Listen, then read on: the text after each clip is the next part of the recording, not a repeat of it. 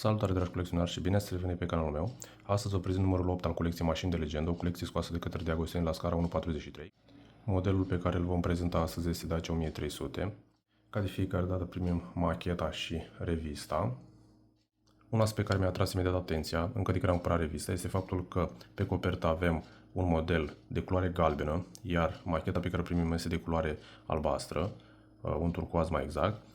Considerăm că asta este încă o greșeală a producătorului. A mai fost și la un număr trecut, la Trabant, aceeași problemă. De fapt, o problemă diferită. Am primit un alt model decât cel prezentat în revistă. Din revistă aflăm informații despre vedeta ediției. La pagina 8 avem, ca de fiecare dată, fișa tehnică a acestui model. Apoi urmează un poster A3. Bineînțeles, modelul prezentat aici are culoarea galbenă, diferită față de macheta propriu-zisă pe care am primit-o. Apoi urmează câteva pagini despre design și funcționalitate. Ceea ce mi-a atras atenția în mod special este faptul că una dintre mașini, cel puțin cea albă prezentată aici, este din România, are număr de Suceava și, dacă mi-aduc bine aminte, am văzut-o la câteva întâlniri auto. Pe lângă revistă primim și macheta, care vine ambalată în acest ambalaj de plexiglas, care are pe partea de jos carton, iar macheta vine montată pe un postament negru de plastic pe care scrie Dacia 1300. Pe spatele acestui ambalaj găsim detalii, cum ar fi producătorul Diagostini, anul 2025, anul în care a început această colecție, scara 1.43 și țara unde sunt fabricate aceste modele, adică Bangladesh. Am desfăcut macheta și în prima fază observăm această culoare foarte frumoasă.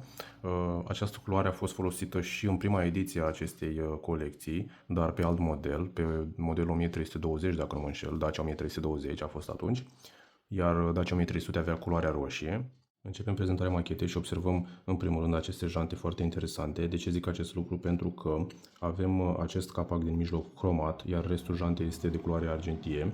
Bineînțeles, pe ele au aplicate câteva elemente negre, câteva detalii negre care fac janta foarte interesantă. E prima jantă care are atât de multe detalii din punctul meu de vedere, și faptul că au făcut acest capac cromat, iar restul jantei argentiu, eu zic că este de apreciat.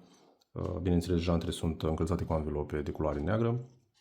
Avem oglinda cromată, avem evidențiate mânerile portierilor, avem aici o aerisire. Bineînțeles, avem alte ornamente care au fost evidențiate.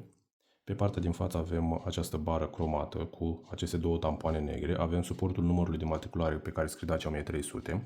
Avem semnalizatoarele stânga-dreapta și, bineînțeles, farurile. Avem grila neagră, celebra grilă neagră.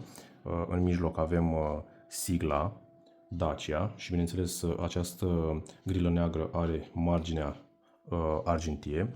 Mergând mai sus către parbriz, observăm aceste două ștergătoare care sunt cromate și, bineînțeles, marginea parbrizului este și ea de culoare argintie, este evidențiat. Pe partea dreaptă avem aceleași detalii ca și pe partea stângă. Singurul lucru care lipsește este oglinda, acest model având doar o singură oglindă pe partea stângă.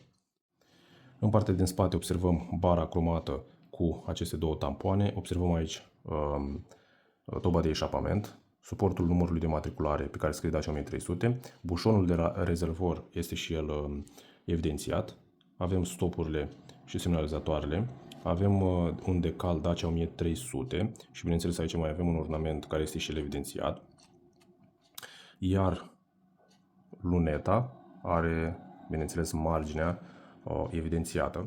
Interiorul machetei este negru, ca de fiecare dată. Toate machetele de până acum din această colecție au avut interiorul negru, dar considerăm că la acest preț este o machetă corectă. Șasiul machetei este destul de simpluț, nu avem decât toba finală, să-i spunem, un pic detaliată, adică este vopsită în culoare argentie, în rest destul de simplu și, bineînțeles, avem inscripționat modelul Dacia 1300 și scara 1.43. Am ajuns și la finalul prezentării și aș vrea să-mi spun și o părere sinceră despre acest model. În primul rând îmi place foarte mult culoarea, este o culoare foarte interesantă, este o culoare vibrantă care nu are cum să nu-ți placă. În al doilea rând îmi plac foarte mult jantele pentru că au acel capac cromat, iar restul jantei este argintiu și bineînțeles au și acele elemente evidențiate negre care dau foarte bine. În al treilea rând îmi place că s-au folosit câteva elemente cromate care dau foarte bine cu această culoare de pe machetă. Acum, dacă am spus lucrurile care îmi plac la această machetă, aș vrea să spun și câteva aspecte care nu îmi plac la ea. De exemplu, nu-mi place șasiul pentru că este destul de simplu, nu are detalii mai deloc. Nu-mi place interiorul pentru că este destul de anos, să spunem, nu are pic de culoare, este negru, ca la toate modelele din această colecție de până acum. Și mai am o chestie care un pic mi se pare prea îngroșată, să-i spunem, nu mi se pare finuță. Nu mi se pare finuț detaliul de la lunetă și de la parbriz, pentru că este puțin îngroșat, adică detaliul, mă refer la acea ramă argintie, este prea îngroșată și nu dă impresia de finețe, să spunem așa. Dar, bineînțeles, la 50 de lei nu putem cere prea multe, nu putem avea prea multe pretenții, dar trebuie să fim și sinceri în același timp.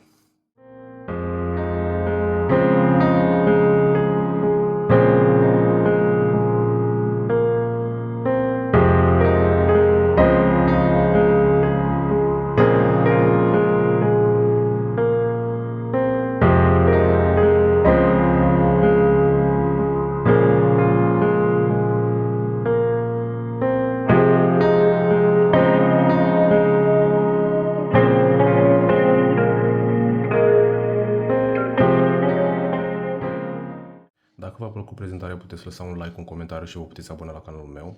Până data viitoare, vă urez spor la colecționat și toate cele bune!